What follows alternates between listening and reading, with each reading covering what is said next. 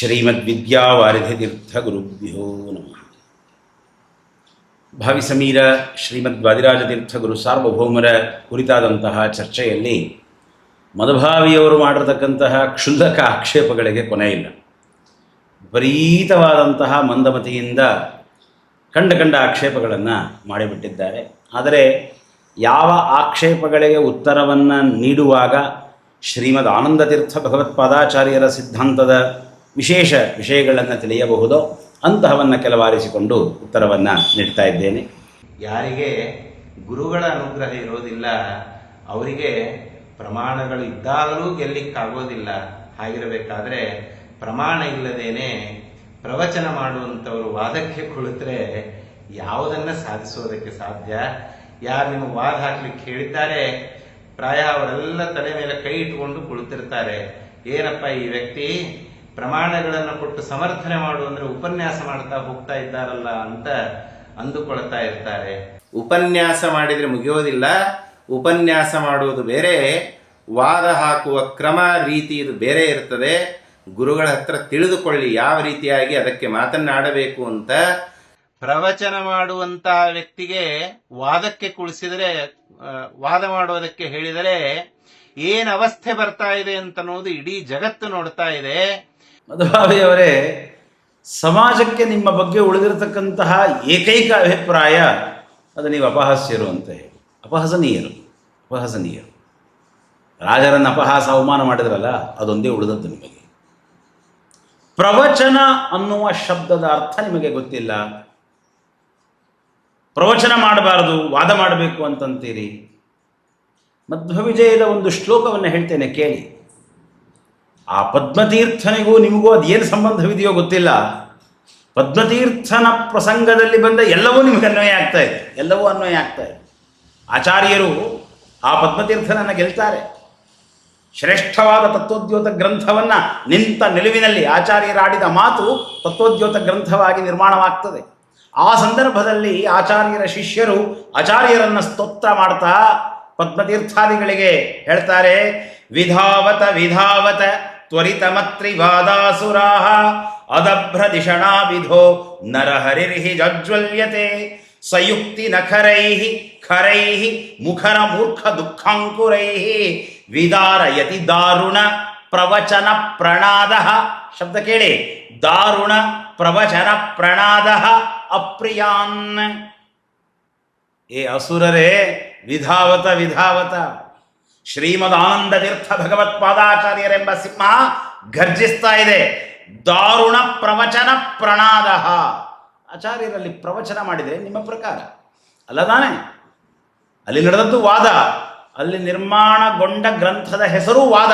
ತತ್ವೋದ್ಯೋತ ಗ್ರಂಥಕ್ಕೆ ಮತ್ತೊಂದು ಹೆಸರು ವಾದ. ಗ್ರಂಥೋ ವಾದಾಹ್ವಯೋ ಭವತೆ. ಅಲ್ಲಿ ಆಚಾರ್ಯರ ಶಿಷ್ಯರು ಬಳಸಿದ ಶಬ್ದವೇನು? ದಾರುಣ ಪ್ರವಚನ ಪ್ರಣಾದ. ಪ್ರವಚನ ಮಾಡಬಾರ್ದು, ವಾದ ಮಾಡ್ಲಿಕ್ಕೆ ಬರಲ್ಲ ಇವರಿಗೆ. ನಿಮಗೆ ಪ್ರವಚನ ವಾದ ಶಬ್ದಗಳ ಅರ್ಥವೇ ಗೊತ್ತಿಲ್ಲ. ನಿಮಗೆ ಮಾತನಾಡಬೇಕು ಅಂತ ಮಾತನಾಡ್ತೀರಿ. ಯುಕ್ತಿ ನಖರೈಹಿ, ಯುಕ್ತಿಗಳೇ ಉಗುರುಗಳಂತೆ ಆ ಶ್ರೀಮದ್ ಆನಂದತೀರ್ಥ ಭಗವತ್ಪಾದಾಚಾರ್ಯರೆಂಬ ಸಿಂಹನಿಗೆ ಖರೈಹಿ ಮುಖರ ಮೂರ್ಖ ದುಃಖಾಂಕುರೈಹಿ. ಮುಖರ, ಬಾಯಿಗೆ ಬಂದ ಹಾಗೆ ಮಾತನಾಡುವ ಏನು ಮೂರ್ಖರಿದ್ದರು ಪದ್ಮತೀರ್ಥಾದಿಗಳು, ಅವರ ದುಃಖಾಂಕುರೈ, ದುರ್ವಾದಿಗಳಲ್ಲಿ ದುಃಖವನ್ನು ಹುಟ್ಟಿಸುವಂತಹ ಉಗುರೇನು ಮಾಡ್ತದೆ?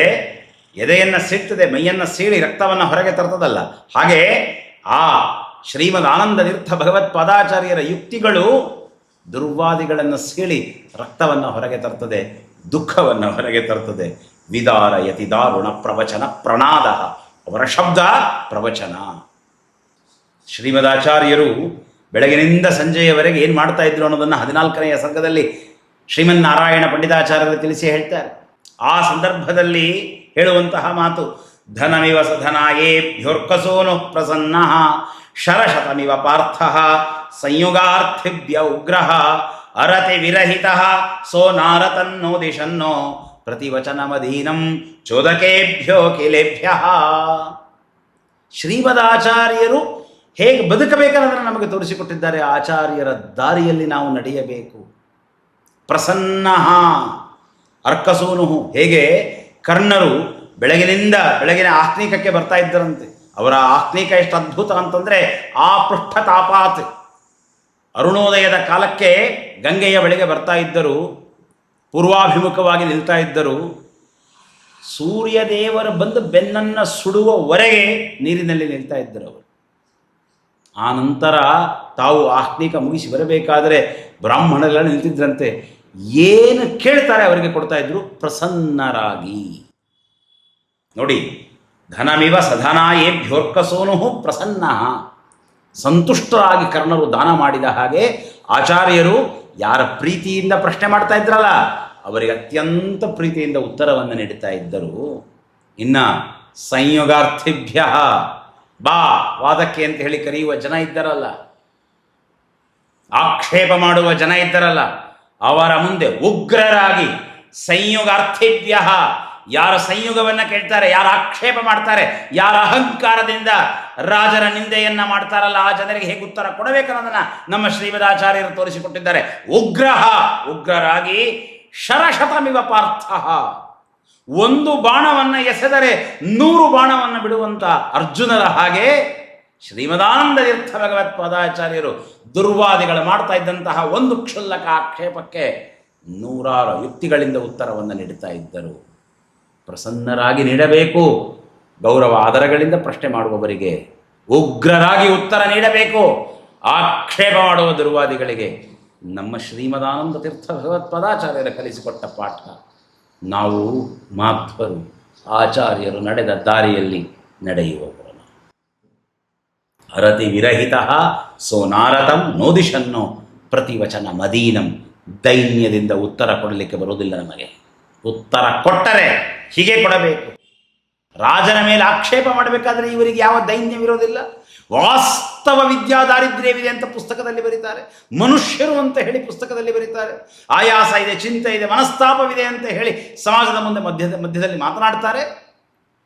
ಇವರಿಗೆ ದೈನ್ಯದಿಂದ ಉತ್ತರವ ನೀಡುವುದಲ್ಲ, ಕ್ರಮ ಅಲ್ಲ. ಈ ಒಟ್ಟಾರೆ ಪ್ರಸಂಗವನ್ನು ಯಾವ ಶಬ್ದದಿಂದ ಕರೀತಾರೆ ಗೊತ್ತಾ ನಮ್ಮ ಶ್ರೀಮನ್ನಾರಾಯಣ ಪಂಡಿತಾಚಾರ್ಯರು? ಪ್ರವಚನ ಶಬ್ದದಿಂದ ಕರೀತಾರೆ. ಅಥ ದಶಶತಶೋಚಿಷ್ಯ ಪ್ರಯಾತಿ ಪ್ರತೀಚ್ಯಾಂ ಪ್ರವಚನಮವಸಾಯ್ಯ ಸ್ನಾತು ಮಾಯಾತ್ ತಟಾಕಂ. ಪ್ರವಚನಮವಸಾಯ್ಯ, ಪ್ರಶ್ನೋತ್ತರಗಳಿಗೆ ಪ್ರವಚನ ಅಂತ ಕರೆದಿದ್ದಾರೆ, ವಾದಕ್ಕೆ ಪ್ರವಚನ ಅಂತ ಕರೆದಿದ್ದಾರೆ. ಮತ್ತು ಕೇವಲ ಶಬ್ದದ್ದಷ್ಟೇ ಅಲ್ಲ, ಯಾವುದೇ ಒಂದು ತತ್ವವನ್ನು ಸಮಾಜದ ಮುಂದೆ ಪ್ರಸ್ತುತಪಡಿಸಬೇಕಾದರೆ ಯಾವ ರೀತಿಯಾಗಿ ಪ್ರಸ್ತುತಪಡಿಸಬೇಕು ಅಂತ ನಮ್ಮ ಮುನಿತ್ರಯರಲ್ಲಿ ಒಬ್ಬರಾದಂತಹ ಶ್ರೀಮಟ್ಟಿಕಾಕೃತ್ಪಾದರು ಪರಿಸ್ಪಷ್ಟವಾಗಿ ಆದೇಶ ಮಾಡಿದ್ದಾರೆ ನಮಗೆ. ಮದಭಾವಿಯವರೇ ಪರಿಸ್ಪಷ್ಟವಾಗಿ ಆದೇಶ ಮಾಡಿದ್ದಾರೆ. ಏನು ಗೊತ್ತಾ? ಆದರ ಮುತ್ಪಾದಯನ್ನು ವ್ಯಾಖ್ಯಾತಿ. ನಾವು ಯಾವ ತತ್ವವನ್ನು ತಿಳಿಸಿ ಹೇಳ್ತೇವೆಯೋ ಆ ತತ್ವದಲ್ಲಿ ಸಜ್ಜನರಿಗೆ, ವಿಷ್ಣು ಭಕ್ತರಿಗೆ ಆದರ ಹುಟ್ಟಬೇಕು. ಆದರ ಹುಟ್ಟುವಂತೆ ನಾವು ಮಾತನಾಡಬೇಕು. ನಮ್ಮ ಬರವಣಿಗೆ ಆ ರೀತಿಯಾಗಿರಬೇಕು. ನಾವು ಬರೆದದ್ದನ್ನು ಓದಿದಾಗ ಸಮಾಜ ಅದನ್ನು ಅನುಷ್ಠಾನ ಮಾಡುವಂತಿರಬೇಕು. ನಾವು ಒಂದು ವಿಷಯದ ಕುರಿತು ಮಾತನಾಡಿದಾಗ ಆ ವಿಷಯದ ಬಗ್ಗೆ ಗೌರವ ಮೂಡುವಂತಿರಬೇಕು. ಇದು ಅತ್ಯಂತ ಅವಶ್ಯಕವಾದದ್ದು, ಮೂಲಭೂತವಾದದ್ದು. ಏನು ಗೊತ್ತಾ? ನಾವು ಮಾತನಾಡಿದರೆ ಸಮಾಜಕ್ಕೆ ಅರ್ಥ ಆಗಬೇಕು. ನಾವು ಮಾತನಾಡಿದರೆ ಮದಭಾವಿಯವರೇ ಅರ್ಥ ಆಗಬೇಕು ಸಮಾಜಕ್ಕೆ ಏನು ಮಾತಾಡ್ತಾ ಇದ್ದೇವೆ ಅಂತ ಹೇಳಿ.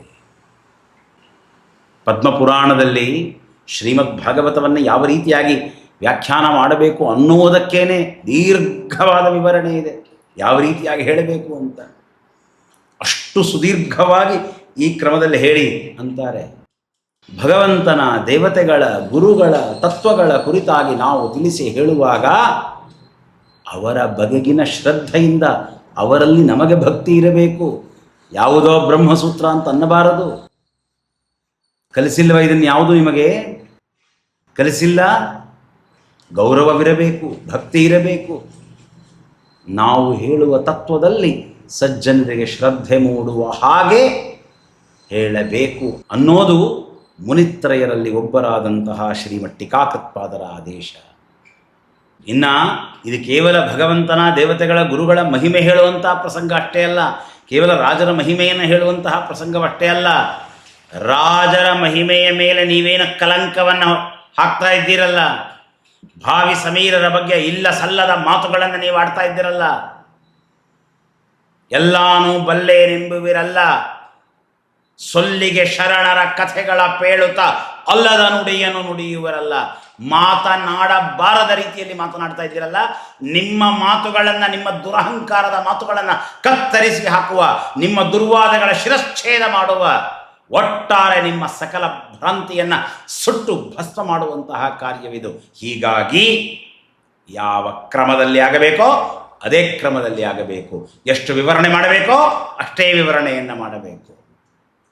ಆದರ ಮುತ್ಪಾದೆಯನ್ನ ವ್ಯಾಖ್ಯಾತಿ, ಆಡುವ ಮಾತಿನಲ್ಲಿ, ಹೇಳುವ ತತ್ವದಲ್ಲಿ ಸಜ್ಜನರಿಗೆ ಆದರ ಬರಬೇಕು, ಹಾಗೇ ಮಾತನಾಡಬೇಕು ಅಂತ ಶ್ರೀಮಠ್ ಟೀಕಾಕೃತ್ಪಾದರ ಆದೇಶವಿದೆ. ರಾಜರ ಬಗ್ಗೆ ಚರ್ಚೆ ನಡೀತಾ ಇದೆ, ಸ್ನಾನ ಮಾಡದೆ ಬಂದು ಕೂತ್ಕೊಂಡು ಮಾತಾಡದೆ, ಮೈಯೆಲ್ಲ ಬೆವರಿದೆ ಹಾಗೆ ಕೂತ್ಕೊಂಡು ಬಂದು ಮಾತನಾಡದೆ, ಕಾನ್ಸ್ಟಿಪೇಷನ್ ಆಗಿರೋ ಮುಖ ಇಟ್ಟುಕೊಂಡು ಶ್ಲೋಕಗಳನ್ನು ಓದಿದೆ, ಸರ್ವಥಾ ಮಾಡತಕ್ಕದ್ದಲ್ಲ. ಯಾರೇನು ಸುಂದರರಲ್ಲ, ಸೌಂದರ್ಯ ಬರಬೇಕು ಆ ಮಾತನ್ನು ನಾನು ಹೇಳ್ತಾ ಇಲ್ಲ. ಶ್ರದ್ಧೆ ಭಕ್ತಿಗಳಿರಬೇಕು, ಗೌರವವಿರಬೇಕು. ಆ ಮೂಲಭೂತ ವಿಷಯವೇ ಗೊತ್ತಿಲ್ಲ, ನೀವು ಪ್ರವಚನ ವಾದದ ಬಗ್ಗೆ ಮಾತನಾಡ್ತೀರಾ. ಮತ್ತು ಪ್ರಧಾನವಾದ ಉತ್ತರ ಹೇಳ್ತೇನೆ ಕೇಳಿ. ವಾದ ವೇದಿಕೆಯಲ್ಲಿ ನೀವೆದುರು ಕೂತಿದ್ದೀರಿ, ನಾನು ಈ ಕಡೆ ಇದ್ದೇನೆ, ನಾವಿಬ್ಬರೇ ಮಾತನಾಡ್ತಾ ಇದ್ದೇವೆ. ಅಲ್ಲಿ ಮಾತನಾಡುವ ರೀತಿ ಬೇರೆ, ಇಲ್ಲಿ ನೀವು ಸಮಾಜದ ಮುಂದೆ ಮಾತನಾಡ್ತಾ ಇದ್ದೀರಿ, ನಾನು ಸಮಾಜದ ಮುಂದೆ ಮಾತನಾಡ್ತಾ ಇದ್ದೇನೆ. ನಮ್ಮ ಮಾತುಗಳನ್ನು ನಮ್ಮ ಸಮಾಜಕ್ಕೆ ಒಪ್ಪಿಸುವ ಕೆಲಸ ನಡೀತಾ ಇದೆ ಇಲ್ಲಿ. ನಿಮಗೆ ನಿರ್ಣಯ ಇದೆ ರಾಜರು ರುಜುಗಳಲ್ಲ ಅಂತ, ನಮಗೆ ನಿರ್ಣಯವಿದೆ ನಮ್ಮ ರಾಜರು ಭಾವಿ ಮಧ್ವರು ಅಂತ ಹೇಳಿ. ನೀವು ಬದಲಾಗೋದಿಲ್ಲ ಅಂತ ನಮಗೆ ನಿರ್ಣಯ ಇದೆ, ನಾವು ಬದಲಾಗೋದಿಲ್ಲ ಅಂತ ನಿಮಗೂ ಪೂರ್ಣವಾಗಿ ನಿರ್ಣಯವಿದೆ, ಹೇಳಿದ್ದೀರಿ ಸಹಿತ. ಇಲ್ಲಿ ನಿಮ್ಮನ್ನು ಒಪ್ಪಿಸಲಿಕ್ಕೆ ಅಥವಾ ನಿಮ್ಮನ್ನು ಗೆಲ್ಲಲಿಕ್ಕೆ ನಡೀತಾ ಇರುವಂತಹ ಕಾರ್ಯ ಅಲ್ಲ, ರುಜುತ್ವದ ಮೇಲೆ ಇರುವ ಆಕ್ಷೇಪಗಳಿಗೆ ಉತ್ತರ ಕೊಡುವ ಕಾರ್ಯ. ಉತ್ತರ ಕೊಡಬೇಕಾದರೆ ದುರಹಂಕಾರಿಗಳಿಗೆ ಯಾವ ರೀತಿಯಾಗಿ ಉತ್ತರ ನೀಡಬೇಕೋ, ದುರ್ವಾದಿಗಳಿಗೆ ಯಾವ ರೀತಿಯಾಗಿ ಉತ್ತರ ನೀಡಬೇಕೋ ಅದೇ ರೀತಿಯಲ್ಲಿ ಉತ್ತರ ನೀಡಲಾಗ್ತಾ ಇದೆ. ಅದಕ್ಕಾಗಿ ಕಠಿಣ. ನಮ್ಮ ರಾಜರನ್ನು ಬಾಯಿಗೆ ಬಂದ ಹಾಗೆ ಮಾತಾಡಿದ್ದೀರಿ, ರಾಜರಿಗೆ ಭಾವಿ ಮಧ್ವರಿಗೆ ವಿದ್ಯಾ ದಾರಿದ್ರ್ಯವಿದೆ ಅಂತ ಹೇಳಿದ್ದೀರಿ. ಸೌಜನ್ಯ ತೋರಿಸಬೇಕಾ? ಅಮಂಗಲ ಶಬ್ದದಿಂದ ನಿಮ್ಮ ಗುರು ಪರಂಪರೆ ನಮ್ಮ ರಾಜರನ್ನು ನಿಂದೆ ಮಾಡಿದೆ, ಸೌಮ್ಯವಾಗಿ ಮಾತನಾಡಬೇಕಾ? ನಮ್ಮ ಶತ್ರು ದೇಶದವರು ಯಾವ ಭಾಷೆಯಲ್ಲಿ ಅರ್ಥ ಮಾಡಿಕೊಳ್ತಾರಲ್ಲ ಆ ಭಾಷೆಯಲ್ಲೇ ಅವರಿಗೆ ಉತ್ತರ ಕೊಡಬೇಕು. ಅದಕ್ಕಾಗಿ ನೀಡಲಾಗ್ತಾ ಇದೆ. ನಿಮಗೆ ನಿಮ್ಮ ಹಿಂದಿರುವ ಸಮಾಜವನ್ನು ಒಪ್ಪಿಸುವ ಅನಿವಾರ್ಯತೆ ಇದೆ. ನಾವು ರುಜುತ್ವವನ್ನು ಒಪ್ಪುವಂತಹ ಏನು ಜನ ಇದ್ದಾರೆ ಅವರಿಗೆ ಅರ್ಥವಾಗುವ ರೀತಿಯಲ್ಲಿ ಹೇಳಬೇಕಾಗ್ತದೆ. ಶ್ರೀಮದಾನಂದ ತೀರ್ಥ ಭಗವತ್ಪಾದಾಚಾರ್ಯರು ನಡೆದ ಮಾರ್ಗವಿದು, ಶ್ರೀಮಠ್ ಟೀಕಾಕೃತ್ಪಾದರು ಆದೇಶ ಮಾಡಿದ ಮಾರ್ಗವಿದು. ಆ ಕ್ರಮದಲ್ಲಿ ನಾವು ನಡೀತಾ ಇದ್ದೇವೆ. ನಮ್ಮ ರಾಜರು, ನಮ್ಮ ಶ್ರೀಮತ್ ಚಂದ್ರಿಕಾಚಾರ್ಯರು ಪರಮಾದ್ಭುತ ಕ್ರಮದಲ್ಲಿ ಶ್ರೀಮತ್ ತಾತ್ಪರ್ಯ ಚಂದ್ರಿಕಾ, ಶ್ರೀಮತ್ ತರ್ಕತಾಂಡವ, ಶ್ರೀಮನ್ ನ್ಯಾಯಾಮೃತಗಳಲ್ಲಿ ಈ ಮಾರ್ಗವನ್ನು ತೋರಿಸಿಕೊಟ್ಟಿದ್ದಾರೆ. ಯಾವ ರೀತಿಯಾಗಿ ದುರ್ವಾದಿಗಳ ಮೇಲೆ ಆಕ್ರಮಣವನ್ನು ಮಾಡಬೇಕು ಅನ್ನುವುದನ್ನು ತೋರಿಸಿಕೊಟ್ಟಿದ್ದಾರೆ. ಆ ಕ್ರಮದಲ್ಲಿ ನಡೆಯುವಂತಹ ಮಾರ್ಗವಿದು. ಹೀಗಾಗಿ ಭಗವಂತನಿಗೆ ಯಾವ ಮಾರ್ಗ ಪ್ರಿಯವೋ ಆ ಮಾರ್ಗದಲ್ಲಿ ನಮ್ಮ ಶ್ರೀಮದಾಚಾರ್ಯರು, ನಮ್ಮ ಶ್ರೀಮಠ್ ಟೀಕಾಕೃತ್ಪಾದರು, ನಮ್ಮ ಶ್ರೀಮತ್ ಚಂದ್ರಿಕಾಚಾರ್ಯರು, ಆ ಮುನಿತ್ರಯರು ತೋರಿದಂತಹ ಮಾರ್ಗದಲ್ಲಿ ನಮ್ಮ ಭಾವಿ ಸಮೀರರಾದ ಶ್ರೀಮದ್ವಾದಿರಾಜ ತೀರ್ಥ ಗುರು ಸಾರ್ವಭೌಮರು ಯುಕ್ತಿ ಮಲ್ಲಿಕಾದಿ ಗ್ರಂಥಗಳಲ್ಲಿ ತೋರಿದಂತಹ ಕ್ರಮದೊಳಗೆ ಈ ವಿಷಯವನ್ನು ಪ್ರಸ್ತುತಪಡಿಸುವ ಯಥಾಯೋಗ್ಯತೆ. ಇದನ್ನು ದುರ್ವಾದಿಗಳ ಮುಂದೆ ಹೇಳಬೇಕಾದ್ರೆ ದಿಟ್ಟತನದಿಂದ ಹೇಳಬೇಕು. ಆದರೆ ಆ ಮಹಾಗುರುಗಳು ತೋರಿದ ಮಾರ್ಗದಲ್ಲಿ ಯಥಾಯೋಗ್ಯತೆ, ಯಥಾಮತಿ ನಡೆಯಲಿಕ್ಕೆ ಪ್ರಯತ್ನ ಪಡ್ತಾ ಇದ್ದೇನೆ ಅಂತ ತಿಳಿಸ್ತಾ ಗುರುವಂತರ್ಗತ ಮಧ್ವಾಂತರ್ಗತ ಶ್ರೀಕೃಷ್ಣಾರ್ಪಣಮಸ್ತು.